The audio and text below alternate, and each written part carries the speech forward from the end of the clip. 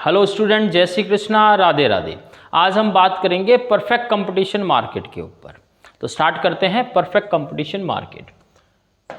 Perfect competition market, under the perfect competition market there are the large number of buyer and large number of seller. No buyer और seller is in a position to influence the market position as an individual capacity।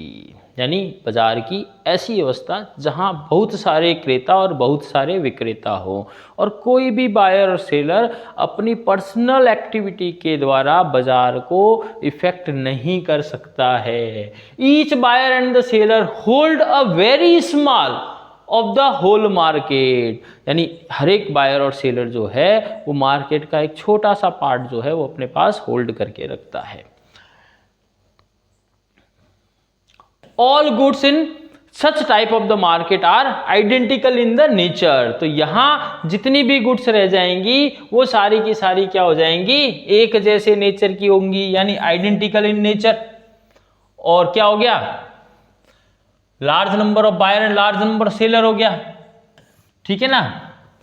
फिर उसके बाद में क्या कहना चाह रहा है, कोई भी इसको इफेक्ट नहीं कर रहा है।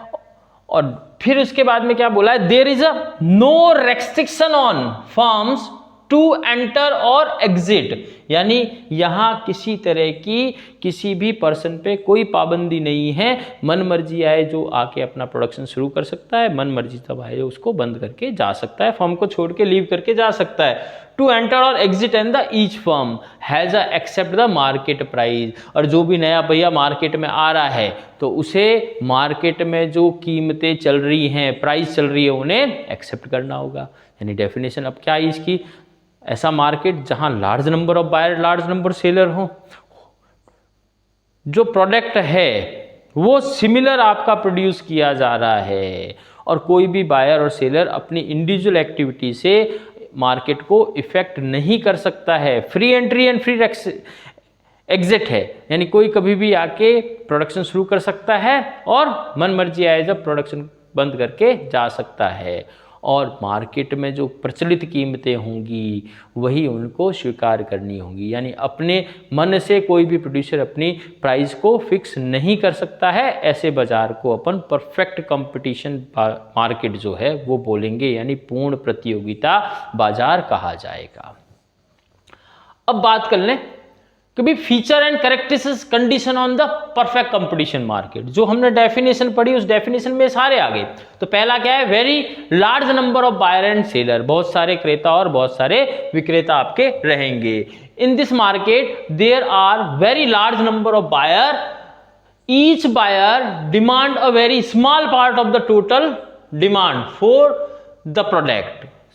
Thus, no single buyer is able to influence the market price of the product। तो ये हमने अभी पीछे पढ़ा था कि भाई जो बायर हैं वो बहुत ज़्यादा बायर होंगे और कोई भी बायर जो है अपनी इंडिविजुअल एक्टिविटी से मार्केट को इन्फ्लुएंस नहीं कर सकता है। Similarly there is a large number of seller. Each seller supply a small part of the total supply. यानी हर एक जो आपका सेलर है वो मार्केट का एक छोटा सा हिस्सा जो है वो सेल कर रहा है, इसलिए ये भी अपनी एक्टिविटी से मार्केट को इफेक्ट नहीं कर सकता है, ठीक है। उसके बाद में सेकंड जो इसका फीचर्स आ जाएगा, होम्योजीनियस प्रोडक्ट। यानी कि जो प्रोडक्ट वो प्रोड्यूस कर रहे हैं, यानी जितने भी वहाँ प्रोड्यूसर हैं, जितने भी आपके उत्पादक हैं, वो एक जैसा ही प्रोडक्शन करेंगे। यानी चाहे आप डिजाइन की बात कर लें, कलर की बात कर लें, वो एक जैसे ही रहेंगे। और चाहे आप क्वालिटी की बात कर लें, तो क्या लिखा है, in a perfectly competition market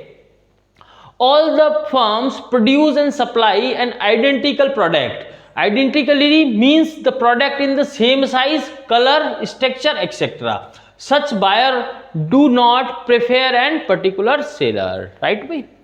फिर उसके बाद में है free entry and free exit. तो यहाँ पे कोई भी प्रोड्यूसर कभी भी आ सकता है, प्रोडक्शन शुरू कर सकता है और जब चाहे उस फर्म को शट डाउन करके वहाँ से फर्म को मार्केट को लीव करके जा सकता है।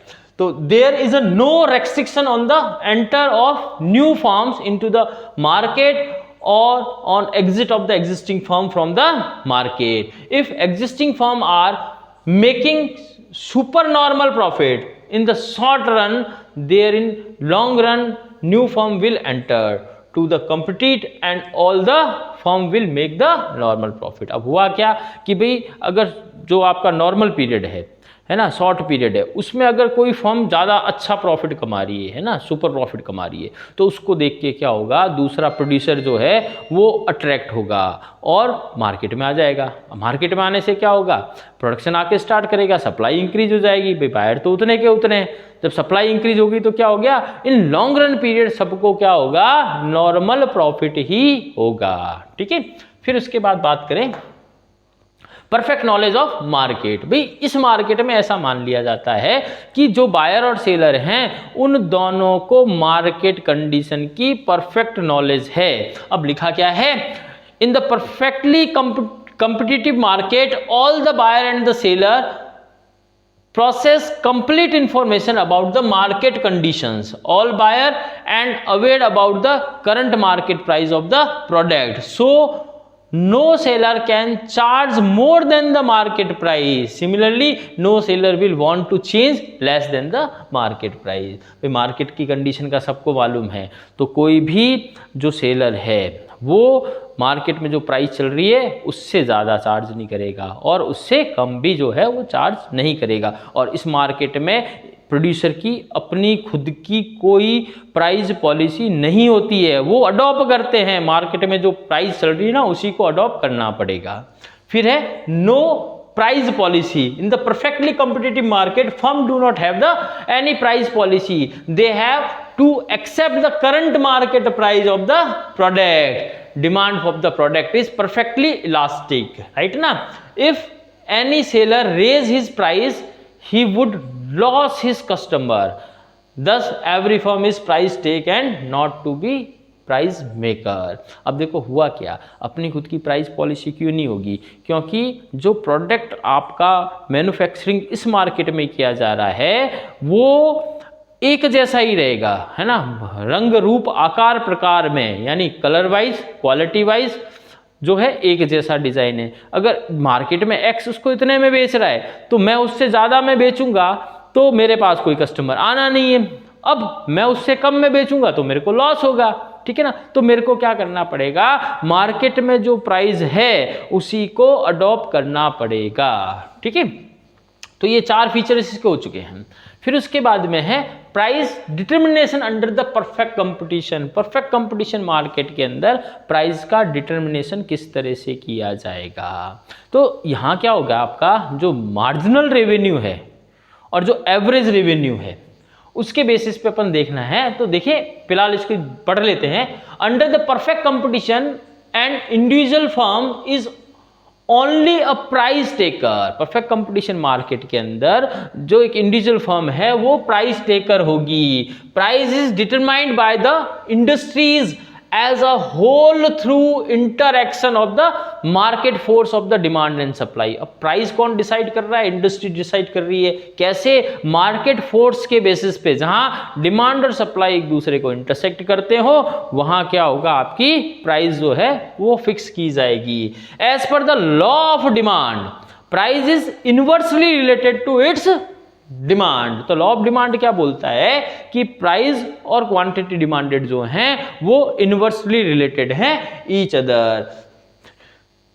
Other things remain equal. The demand curve slope downward to right. जो डिमांड कर्व था हमने पढ़ा भी था चैप्टर में, ऊपर से नीचे की तरफ जो है वो आएगा। Similarly the supply is directly related to its price. तो सप्लाई जो है वो किससे, प्राइस से डायरेक्टली रिलेटेड है। When price high supply increase.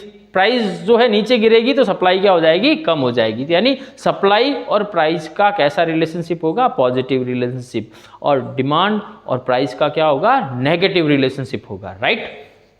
Other things remain equal. The supply curve slope downward to right. तो सप्लाई कर्व क्या हो जाएगा, नीचे की तरफ चला जाएगा। तो ये बताया है भी, एक एग्जांपल ले ले भी, मार्केट प्राइस है 5 रुपीज, 4 रुपीज, 3, 2 and 1। डिमांड कितनी है, 250, 300, 400, 600 और 1000।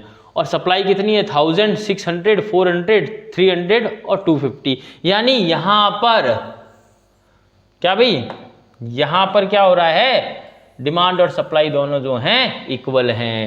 या तो प्राइस का मार्केट प्राइस कहाँ फिक्स हो जाएगी, 3 रुपीज़ जो है इसकी मार्केट प्राइस जो है वो फिक्स हो जाएंगी। यानी अगर कर्व की तरह इसको बनाना चाहें तो ये आपका डी डिमांड कर्व हो गया और ये क्या हो गया आपका एसएस सप्लाई कर्व हो गया। ये जहां दोनों एक दूसरे को इंटरसेक्ट करेंगे वही आपका इक्विलिब्रियम पॉइंट आएगा और यहीं आपकी जो है वो प्राइस डिसाइड होगी। ठीक है ना भाई। तो ये ओ एक्स एक्सिस और ओ वाई एक्सिस, अब इसको कैसे लिखेंगे, on the O X axis we have the price of commodity and O Y axis quantity demanded of commodity. DD is our demand curve और SS is our supply curve. Both are intersect at E point. दोनों कहाँ पर E point पे क्या कर रहे हैं, intersect कर रहे हैं, इसलिए जो प्राइस है वो कितनी डिसाइड हो जाएगी भाई, 3 रुपीज। राइट भाई, समझ में आया बेटा। तो अब इसको आपको ध्यान में रखना है, ये किसकी बात थी, इंडस्ट्री की बात थी। ठीक है ना। Obviously the market price of the commodity is fixed at the point where there is a agreement between the buyer and the seller. भैया बायर और सेलर के बीच में जहां एग्रीमेंट हो जाएगा, ठीक है ना भाई, कोई चीज खरीद रहे हैं बेच रहे हैं, जहां अपन डिसाइड कर रहे हैं कि भाई इतने में खरीदेंगे बेचे में, दोनों एग्री हो गए, वो आपका क्या हो जाएगा, प्राइस हो जाएगी। This point is shown in the above example at ₹3। तो कहां देखा अपन ने, जो 3 रुपए हमारे पीछे एग्जाम्पल में आए थे वहां हमने क्या कर ली, प्राइस आपकी फिक्स कर ली। Where there is a no excess demand and no excess supply। तो यहाँ पे ना तो excess demand है और ना ही excess supply है। तो पीछे जा रहे हैं भैया, यहाँ देख लीजिए ऊपर वाला ये एरिया और ये एरिया। ठीक है, फिर वापस देखें, on the about diagram demand curve DD and the supply curve SS। तो पीछे हमने देखा था डिमांड कर्व क्या था, DD, और सप्लाई कर्व क्या था, SS। Intersect at the E point, the point of equilibrium. जहां E पॉइंट पे एक दूसरे को इंटरसेक्ट कर रहे हैं उसको हम क्या बोलेंगे, इक्विलिब्रियम पॉइंट बोलेंगे। According OP is the price and OQ is the quantity demanded. अब हमने देखा था भाई OP प्राइस हो गई और OQ क्या हो गई, क्वांटिटी डिमांडेड हो गई। ठीक है ना, quantity demanded and supplied. Thus the price OP is to be adopted by the all the firm in the industries। तो यहाँ इंडस्ट्रीज के अंदर OP सभी को प्राइस क्या करनी पड़ेगी, अडॉप्ट करनी पड़ेगी। राइट। अब उसके बाद में बात करते हैं इक्विलिब्रियम ऑफ द फर्म। भाई फर्म का इक्विलिब्रियम कहाँ होगा, तो a firm said to be in the position of the equilibrium when is maximizing is profit. तो इक्विलिब्रियम कहाँ सी कंडीशन होगी, जहां एक फर्म अपने प्रॉफिट को अधिकतम करे, ज्यादा से ज्यादा। It has to satisfied following 2 conditions. तो कहाँ, जब वो 2 कंडीशन सेटिस्फाइड कर ले। पहला MR equal to MC। MR क्या हो गया, मार्जिनल रेवेन्यू। अब मार्जिनल रेवेन्यू क्या होती है कि भी एक एडिशनल यूनिट को सेल करने से टोटल रेवेन्यू में जो चेंज आ रहा है उसको मार्जिनल रेवेन्यू बोलेंगे। तो क्या है पहला भी, MR equal to MC। MC क्या हो गया, मार्जिनल कॉस्ट। जब हम क्या करते हैं, एक एक्स्ट्रा यूनिट को प्रोड्यूस कर रहे हैं, उससे टोटल कॉस्ट के अंदर जो चेंजेस आ रहा है उसको मार्जिनल कॉस्ट कहेंगे। फिर क्या बोल रहा है second, MC curve should cut MR curve from below. MC curve जो है MR कर्व को नीचे से काटते हुए निकले। जहां ये दोनों कंडीशन फुलफिल हो जाएं वहां परफेक्ट कंपटीशन में एक फर्म अपना इक्विलिब्रियम सेट करेगी। तो पढ़ते हैं इसको, अब लिखा क्या है, MR should be equal to MC। भाई MR किसके बराबर होना चाहिए, MC के बराबर होना चाहिए। If MR is greater MC, अगर मार्जिनल रेवेन्यू ज्यादा है कॉस्ट से, तो firm its production earn more profit. तो फर्म क्या करेगी, प्रोडक्शन को बढ़ाएगी, किसके लिए, ज्यादा प्रॉफिट कमाने के लिए। अब सेकंड क्या कह रहा है, if MR is less than MC, अगर मार्जिनल रेवेन्यू आपकी मार्जिनल कॉस्ट से कम है, the firm reduce the production को कम करेगी। ठीक है ना, because during the situation production of the an additional unit increasing the cost of more than additional revenue, thus the profit are maximized only at the point where MR equal to MC or MC cut MR from below. Thus the firm determine its output where the MC curve cut the MR curve from the below, भाई नीचे से काटते हुए निकले, वहां पर वो क्या करेगी, अपना फर्म का इक्विलिब्रियम सेट करेगी। तो इक्विलिब्रियम की कंडीशन क्या है, दो चीजें जहां फुलफिल हो जाएं, number 1 MC equal to MR और MC cut MR from below, ठीक है ना। और ये खाली परफेक्ट कंपटीशन मार्केट की बात नहीं है, इम्परफेक्ट कंपटीशन मार्केट में भी जहां फर्म के इक्विलिब्रियम की बात होगी वहां ये 2 पॉइंट आपको हमेशा लिख देने हैं। Under the perfect competition, firm has to accept the market price and demand of product is perfectly elastic। यानी क्या करती है परफेक्ट कंपटीशन मार्केट के अंदर, फर्म क्या करती है, उसकी प्राइस को मार्केट्स में जो भी रनिंग प्राइस है उसको एक्सेप्ट कर लेगी और डिमांड को अकॉर्डिंग टू डिमांड जो है प्रोडक्शन को इंक्रीज और डिक्रीज करेगी, ठीक है ना। At a given price firm can sell any number of unit, thus AR curve is horizontal to increasing the sale of product। तो एवरेज रेवेन्यू मानी हर जितनी यूनिट बेची है हमने और जितने में बेची हैं उसमें जितनी यूनिट्स से डिवाइड कर दूं तो एवरेज निकल के आ जाएगा, एवरेज रेवेन्यू। तो एवरेज रेवेन्यू जो है वो हमेशा इक्वली रहेगा क्योंकि प्राइस सेम है, प्राइस में तो कोई चेंज नहीं हो रहा, price of the product. Therefore, MR is always equal to AR। तो ये कहना चाह रहा है कि भी मार्जिनल रेवेन्यू और एवरेज रेवेन्यू हमेशा क्या रहेंगे, बराबर रहेंगे। तो अब बात कर रहे हैं इक्विलिब्रियम इन फर्म। एक फर्म में इक्विलिब्रियम किस तरह से होगा, पहले किसकी बात करी थी, डिमांड और सप्लाई जहां दोनों एक दूसरे को इंटरसेक्ट करते हैं वो इंडस्ट्रीज का इक्विलिब्रियम आया था, प्राइस वहां फिक्स हुई थी। अभी हम बात कर रहे हैं एक फर्म का इक्विलिब्रियम कहां होगा, तो दो तरह के पीरियड हैं, शॉर्ट रन पीरियड और लॉन्ग रन पीरियड। तो शॉर्ट रन पीरियड की बात कर रहे हैं, equilibrium of the firm in short run. In short run supply can not be change in response to change in demand, यानी जितना डिमांड में चेंज हो रहा है उसके हिसाब से हम सप्लाई को चेंज नहीं कर सकते हैं। दस a firm may earn a super normal profit. अब क्या हुआ भाई, डिमांड ज्यादा है और सप्लाई कम है तो फर्म को क्या होगा, सुपर नॉर्मल प्रॉफिट होगा। नॉर्मल प्रॉफिट और लॉस, और क्या हो सकता है, नॉर्मल प्रॉफिट हो सकता है और लॉस हो सकता है, यानी सुपर प्रॉफिट, नॉर्मल प्रॉफिट और लॉस, ये तीन कंडीशन आपकी बनेंगी। तो नंबर 1 है सुपर नॉर्मल प्रॉफिट या सुपर प्रॉफिट अपन बोलेंगे। तो सुपर प्रॉफिट क्या हो जाएगा, AR is greater than, AR किससे ज्यादा हो, AC से ज्यादा हो, average revenue is greater than average cost. तो ऐसी कंडीशन को अपन सुपर नॉर्मल प्रॉफिट जो है वो कहेंगे। When the average revenue are more than the average cost at a equilibrium output level a firm earn a super normal profit. तो अब क्या है, डायग्राम बना लेते हैं सुपर नॉर्मल प्रॉफिट का। किस तरह से डायग्राम बनेगा कि भाई ये Y, ये O, ये X एक्सिस आ गया। अब हमेशा ध्यान रखें भाई AR इक्वल टू क्या होगा, MR होगा। AR किसके बराबर है, MR के बराबर है, पीछे पड़ा था। कारण क्या था, होमोजेनियस प्रोडक्ट आर प्रोड्यूस, भाई एक जैसे ही जो है प्रोडक्ट बनाए जा रहे हैं, इसलिए AR और MR जो हो जाएंगे दोनों बराबर हो जाएंगे और इस तरह से रह जाएंगे। अब क्या है, यहां हम क्या करते हैं, एक लाइन खींच देते हैं, MC cut MR from below. MC जो है MR को नीचे से काटते हुए निकले तो वहां आपका इक्विलिब्रियम जो है वो निकल के आ जाएगा। और प्रॉफिट और लॉस की कैलकुलेशन कैसे होगी, AR और AC के डिफरेंस से। तो ये एवरेज कॉस्ट निकली है और ये यहां इन दोनों में मैक्सिमम डिफरेंस आ रहा है, ठीक है ना। तो ये जो एरिया हो गया वो क्या आ गया बेटा, प्रॉफिट आ गया। ये एरिया कौन सा निकल के आ गया आपका, प्रॉफिट। तो प्रॉफिट का एरिया हो गया ये वाला, ठीक है। तो OP आपकी क्या हो गई, प्राइस हो गई OP। OQ आपका आउटपुट डिसाइड हो गया।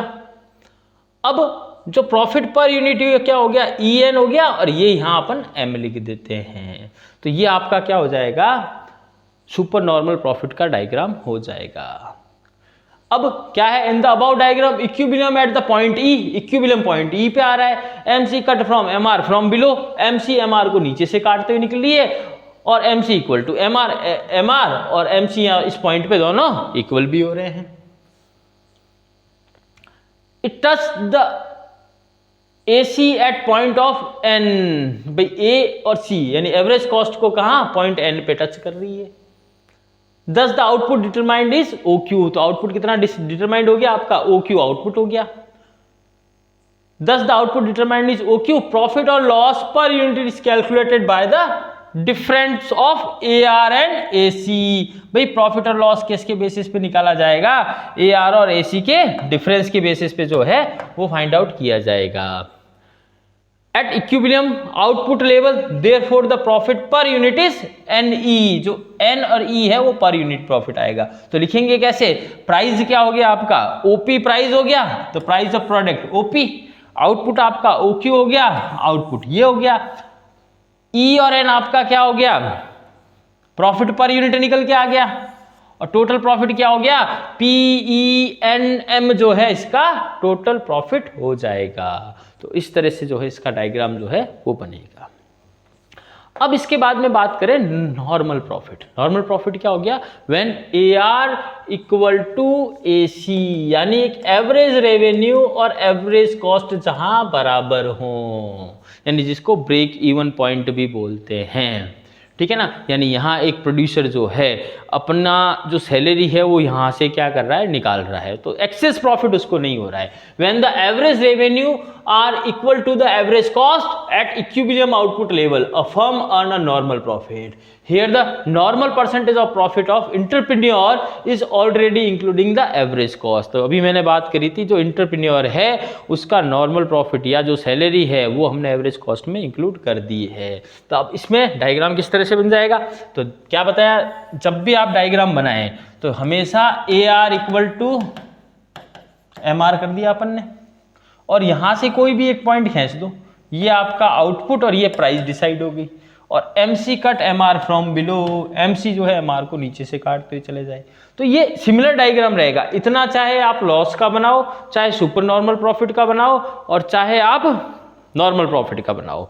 अब प्रॉफिट और लॉस कैसे कैलकुलेट होगा, ए आर और ए सी के डिफरेंस से। यहां बोला है भाई ए आर और ए सी दोनों बराबर है, तो यहां से ए सी गई और ये बराबर हो गए, तो इस पॉइंट पे जो है वो ए आर और ए सी दोनों बराबर हैं, तो ये इक्विलिब्रियम की कंडीशन जो है वो निकल के आ जाएगी। और यहाँ लिख देते हैं ओ वाई और ओ एक्स। इसको एक्सप्लेन करना हो तो on the axis of O X we have the quantity demanded and the O Y price of a commodity. In the above diagram, equilibrium condition fulfill on the E point, where the MR equal to MC and MC cut MR from below. ठीक है ना। Profit and loss calculated on the basis of difference between AR and AC. In above diagram, AR equal to AC. That's why firm earn normal profit. Okay? फिर इसके बाद में आता है, ये मैंने एक्सप्लेन कर दिया है तो वो इसको आगे से रहने देते हैं। अब उसके बाद में लॉस की कंडीशन आ गई। लॉस क्या हो जाएगा, A R less than A C, यानी इस बार रेवेन्यू कम है और कॉस्ट जो है वो ज्यादा है, तो फर्म को क्या होगा, लॉस होगा। तो loss where a firm is not able to recover the its cost, it has the bear loss, तो उसे क्या होगा, लॉस होगा। तो डायग्राम बिल्कुल सिंपल है बनाना।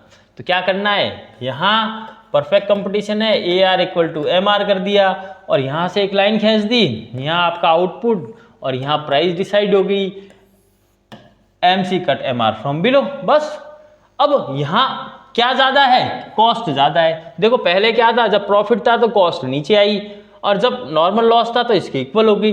अब ए सी ऐसे ऊपर की तरफ निकल जाएगा, अब इसको हमें रेज करना पड़ेगा।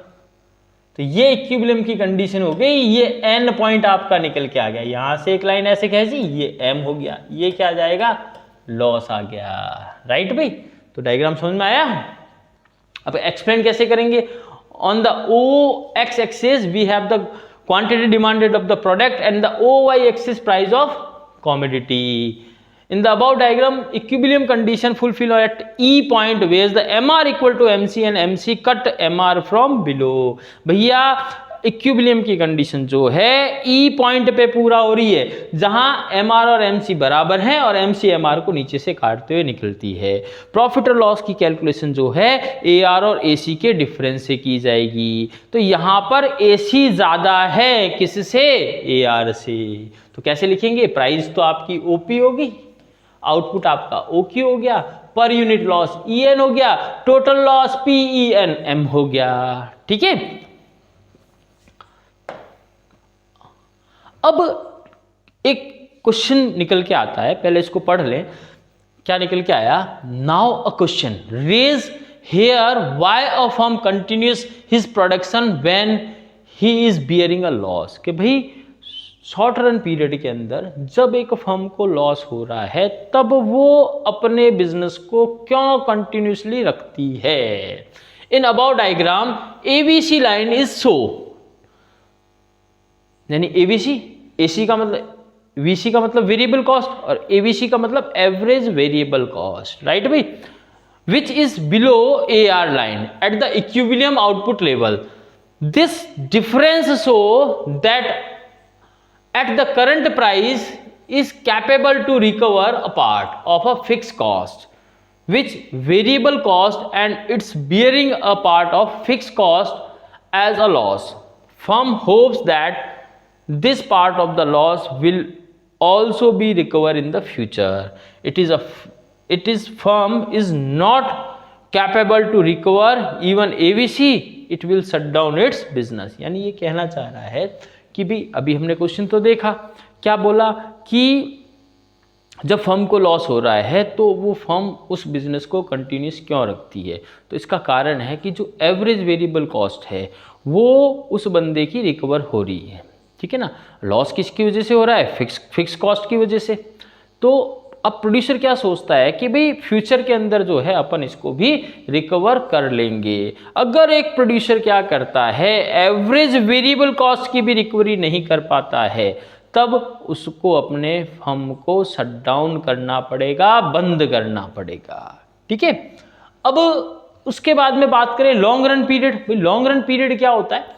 लंबा टाइम पीरियड है जिसके अंदर क्या होगा, In a long run, sufficient time is available to the firm adjust the supply according to the demand। क्योंकि वो अपनी जो सप्लाई को डिमांड के अकॉर्डिंगली एडजस्ट कर सकते हैं। और सप्लाई कैसे एडजस्ट होगी? प्रोडक्शन बढ़ने से।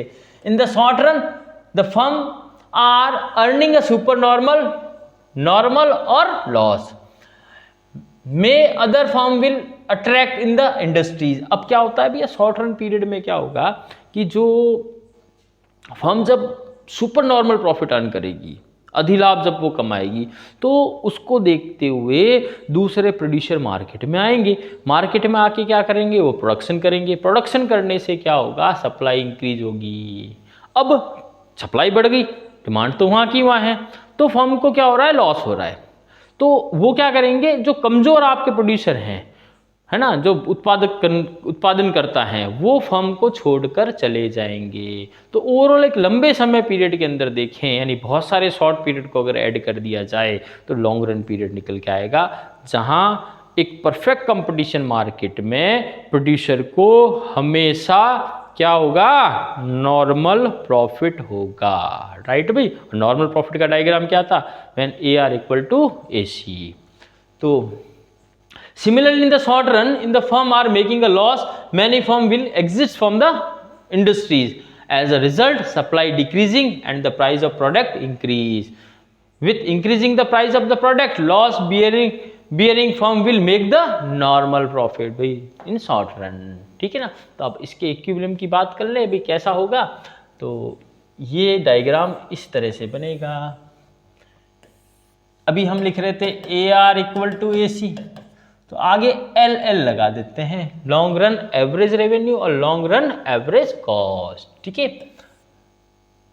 ये Q, ये P, ये MC, तो LMC निकल गया, लॉन्ग रन मार्जिनल कॉस्ट हो गई। MC cut MR from below, ये इक्विलिब्रियम की कंडीशन आ गई। और प्रॉफिट और लॉस की कैलकुलेशन जो है वो किससे देखेंगे? AR और AC के डिफरेंस से। तो यहाँ डिफरेंस सबका क्या हो गया? इक्वल हो गया। तो LAC जो है ये निकल के आ गई। तो हमेशा ध्यान रखना है, लॉन्ग रन में जो है एक फर्म को क्या होगा? नॉर्मल प्रॉफिट ही होगा। अब नॉट क्या है? Equilibrium of the firm is the long run is the same as the equilibrium of the firm in the short run period में। जैसा शॉर्ट रन पीरियड में था बेटा, बिल्कुल वैसा ही रहेगा, और मैंने वैसा ही डायग्राम बनाया है। ठीक है, तो अभी इस वीडियो में इतनी ही बात करेंगे। एग्जाम में जो है वो आपका या तो शॉर्ट रन या लॉन्ग रन का, या फिर पूछेगा how to price determinate in industries, या क्वेश्चन पूछ सकता है कि भाई किस प्रकार जो है फर्म का इक्विलिब्रियम रहेगा, या सुपर नॉर्मल प्रॉफिट क्या होगा, नॉर्मल प्रॉफिट कैसे निकालेंगे। इस तरह के क्वेश्चन जो है वो एग्जाम में आ सकते हैं। तो आई होप आपको वीडियो पसंद आया होगा। जय श्री कृष्णा, राधे राधे। वीडियो को लाइक करिएगा, पसंद करें और शेयर करें।